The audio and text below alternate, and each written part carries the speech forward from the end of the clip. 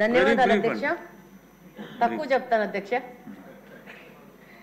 నాకు ఈ అవకాశం ఇచ్చినందుకు ధన్యవాదాలు అధ్యక్ష. ఈరోజు మీ ద్వారా మంత్రి గారికి తెలియజేసుకునేది ఏంటంటే, ఈరోజు అనుకున్న దానికంటే గాంజా యొక్క ప్రభావం ఎక్కువ ఉంది. ఎలక్షన్ కంటే ముందు ఇప్పుడు గమనిస్తుంటే ఇంకా ఎక్కువ ఉంది. ఎక్కువ మార్కెట్లోకి వెళ్ళిపోవడము, పేదవాళ్ళ దగ్గరికి వెళ్ళింది అధ్యక్ష. గాంజా తాగేవాళ్ళు డబ్బులున్నోళ్ళు కాదు, బాగా పేదరికంలో ఉన్నవాళ్ళు. దానికి కారణం 5 సంవత్సరాల నుంచి మద్యం రేటు పెరిగిపోవడము, మరి దాంట్లో క్వాలిటీలో ప్రాబ్లం రావడం వలన ఈ గాంజా వైపు మగ్గిపోవడం జరిగింది. ఇంకొక ముఖ్యమైన విషయము మంత్రి గారికి తెలియజేసుకునేది ఏంటి అధ్యక్ష, గాంజానే కాదు అధ్యక్ష, పెయిన్ కిల్లర్స్ తీసుకొని, పెయిన్ కిల్లర్స్ని పొడి చేసుకొని, దాంట్లో సలైనో ఏదో మీడియం తీసుకొని దాన్ని ఇంజక్షన్లోకి ఎక్కించుకొని పిల్లలు ఎక్కించుకుంటున్నారు అధ్యక్ష. దీని మీద కడప ఎస్పీ గారిని కూడా కలవడం జరిగింది.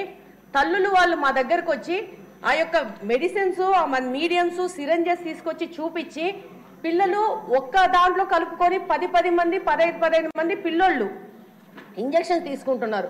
ఒకటి, ఆ ఇంజక్షన్స్ వల్ల వాళ్ళకి మత్తు వచ్చేసి ఆ విధంగా ఆరోగ్యం పాడైపోతా ఉంది. రెండో ప్రకారం ఏంటంటే అంటువ్యాధులు ప్రబలే అవకాశం ఉంది అధ్యక్ష.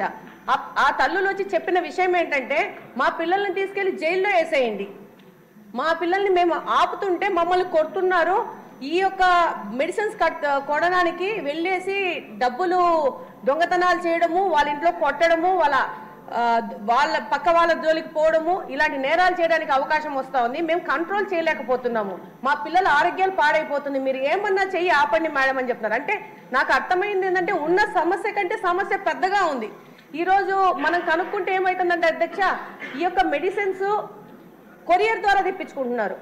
మనకున్న చిన్న సమాచారం ఏంటంటే, బెంగళూరు ద్వారా నుంచి తాడిపత్రికి వచ్చి, తాడిపత్రి నుంచి ప్రొద్దుటూరుకు వచ్చి, ప్రొద్దుటూరు నుంచి కడపకి, దీనికి బిల్లింగ్ ఉండదు, ఏముండదు. మెడికల్ షాప్స్ కొరియర్ ద్వారా తెచ్చుకొని ఆ మెడిసిన్స్ ని ఈ పిల్లలకు ఇచ్చేస్తున్నారు అధ్యక్ష.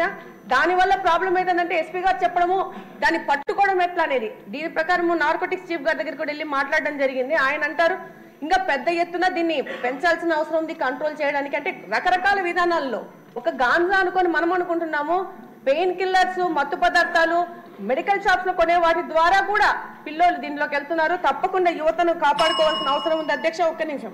దీని ప్రకారం సీసీ కెమెరాలు కూడా పెంచుకోవాల్సిన అవసరం ఉంది అధ్యక్ష.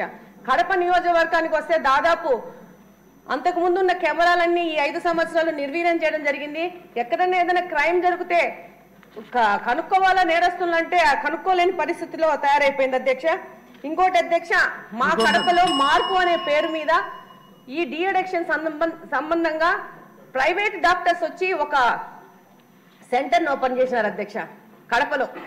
కానీ నేను మీ ద్వారా మంత్రి గారికి తెలియజేసుకునేది ఏంటంటే, ఆ అడిక్షన్ సెంటర్ పైన ఉంటే కింద వచ్చి మద్యం దుకాణం పెట్టారు అధ్యక్ష.